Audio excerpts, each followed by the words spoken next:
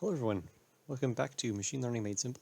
My name is Christopher, and welcome to episode 2, where we talk about polynomial regression. I know in the previous episode I said we'd be talking about linear regression today, but that was my mistake. Actually talking about polynomial regression. Actually, we are going to be touching on linear regression today, but polynomial regression is far more useful. But anyway, sorry, let's get into this, and so we can actually see what this is all about.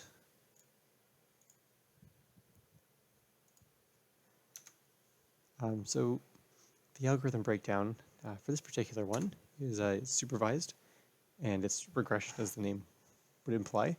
There really is no subcategory for this one. It just kind of falls under the regression. So the complexity for this is n squared plus p cubed, where n is the number of observations and p is the number of weights. And if that is alien to you, that's okay, don't worry about it. And for this video, it's preferred if you have an intermediate understanding of matrices, vectors, and functions, and just some basic knowledge of integral and differential calculus. So let's hop right into it. How does this algorithm work? So from a known data set, we find the line of best fit. And from this line, we're able to gather insights to summarize the data and make projections on future events. Simple, right? Oh, you'd be horribly mistaken if you called this simple. It's anything but. So here's the formula for linear regression, which is not what we're talking about today, but you can see this is the equation we'd use to calculate the line of best fit, which is great in cases like this, where our data kind of falls into a line, and we can see we have this nice trend line or line of best fit. There's a few names for it: regression line, trend line, anything you want to call it. But in this case, we'll be calling it a regression line because we're talking about regression. But yeah, it fits along this nice line, and this formula works perfectly. But what happens in a case like this, for example? Well, in this kind of case, a regression line probably would be something, now excuse my not straight line, but would probably be something like this. And this doesn't help us very much, does it? In fact, this is actually very, very bad, very inaccurate. And actually, just because of the weightings, it would probably be a little higher, like up here. Because you can see there's a large cluster up here. But anyway, that's besides the point. This equation wouldn't work. It would give us problems. So what's the solution to this? Polynomial regression. So polynomial regression allows us to create a function of best fit for any polynomial function of any degree. Any polynomial function of any degree. So linear, cubic, quadratic, quartic, quintic, sextic, septic, octic, all the way up to like hundreds of dimensions. Degrees, sorry. So the question is, how do we calculate this? It's way up at the top because this slide is going to get very, very crowded in a minute. Remember, n is always, in this case, the degree of the polynomial that we're going to be using. Now, the drawback to this equation, this method, is that we have to know the degree that we're going to be using. So we have to know that our data forms a quadratic function before we can actually start calculating this regression. So in many cases, yes, you'll know what this is, but sometimes you don't. And this is where things get a little bit tricky because unlike k-nearest neighbors, where we can just try them all, polynomial regression is very computationally expensive. It's very, very it's very involved in terms of computation. So we can't just run from degree 1 to degree 25 and see which one has the best correlation.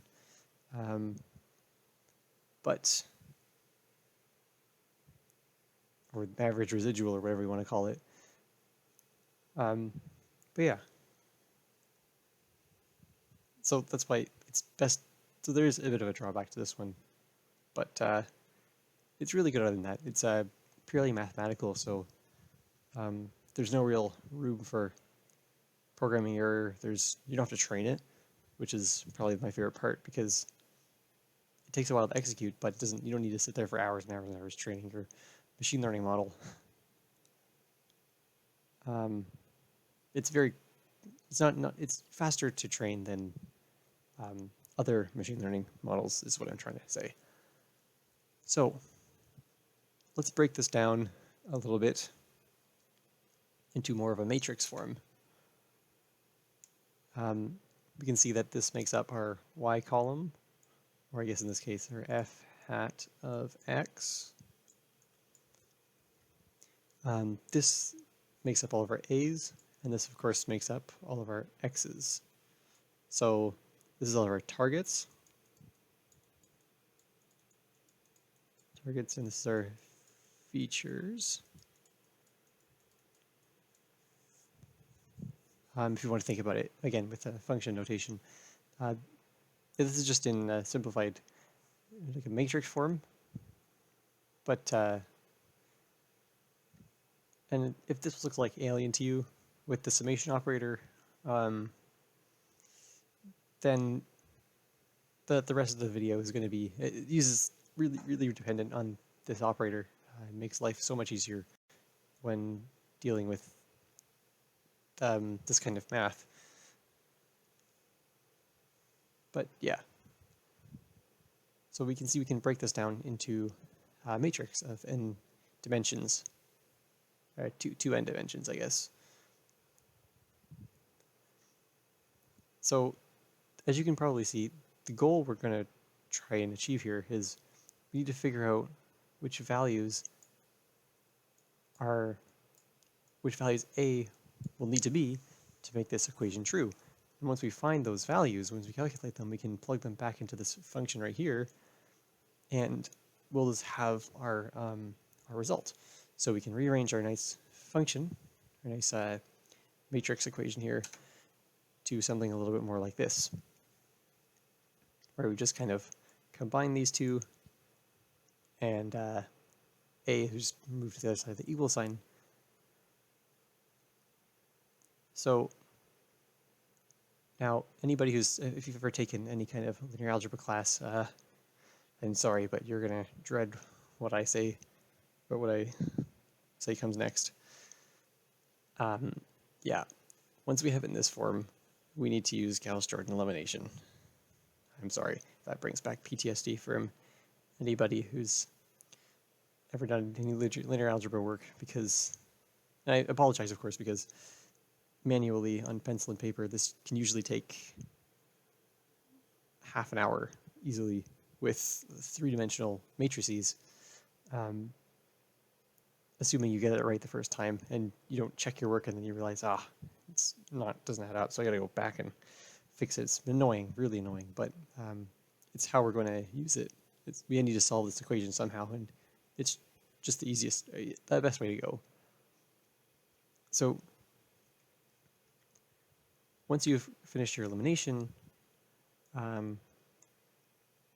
this matrix here we'll just take on whatever values are right here in this column, which we can then plug back into our formula here, our function, and then we'll have our regression function. Easy, right? So let's do some practice. Let's do a calculation together just so it's very clear what's going on. So if we choose these data points here, I have them listed here and graphed here. I forgot to put the photo credit, but it was generated through Desmo's online graphing calculator.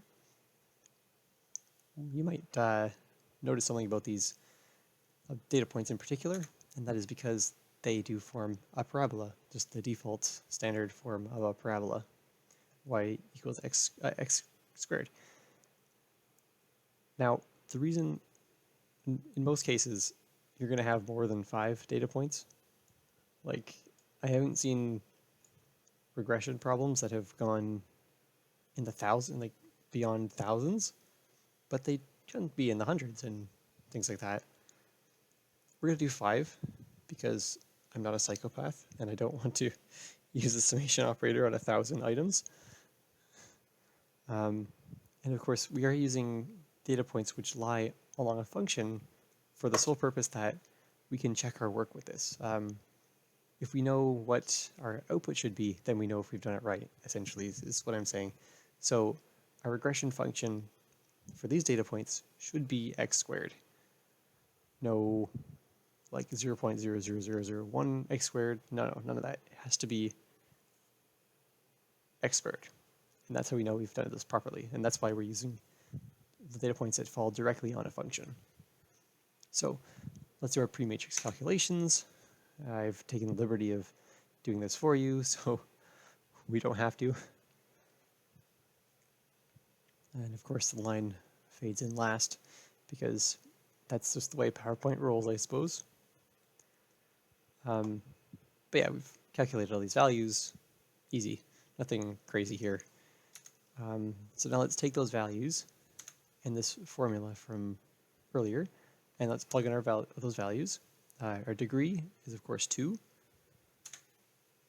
So we can get this nice 3-dimensional matrix. And then now, simply using Gauss-Jordan elimination, we see our y column becomes 0, 0, 1. Now, we can extract that into our A using this table here and this little handy-dandy function here. What we get is f of x is 0 plus 0x plus 1x squared. And then when we simplify this, we end up with f hat of x is equal to x squared, which is the function that we started with.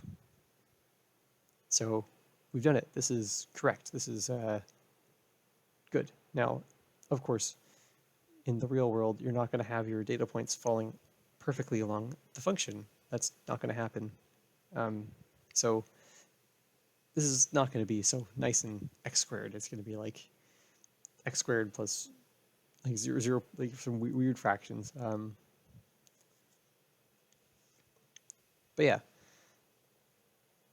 we have our function. So the question is, now what do you do?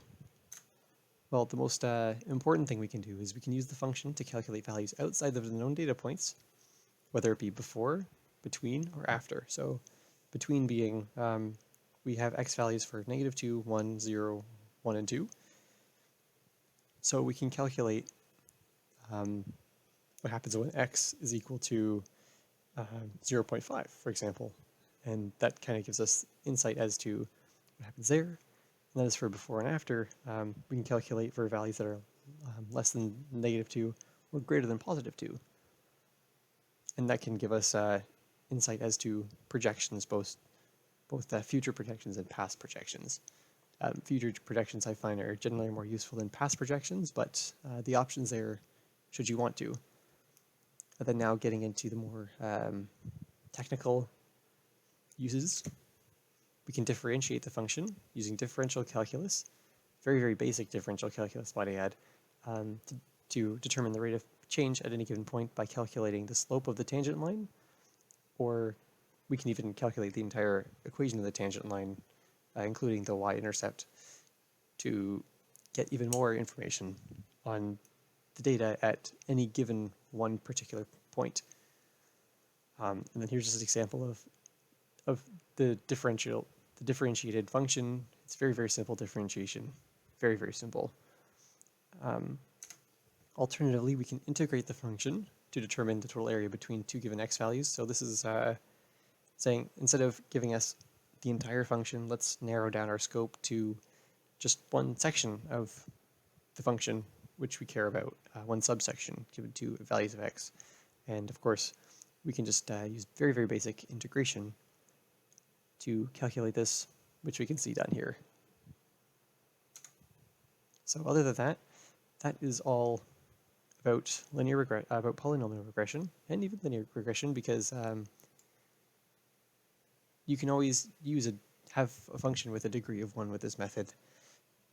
And if your degree is 1, it's going to be very, very simple to calculate, of course, because you're only going to end up with a 2-dimensional matrix, and those things are really, really easy to work with. So other than that, thank you guys for watching. You can like and subscribe if you want to, but again, that's really up to you. Much appreciated though. I hope you got something out of this video, and if you have any questions, please leave them in the comments and I will do my best to answer them. So thank you for watching and have a nice day.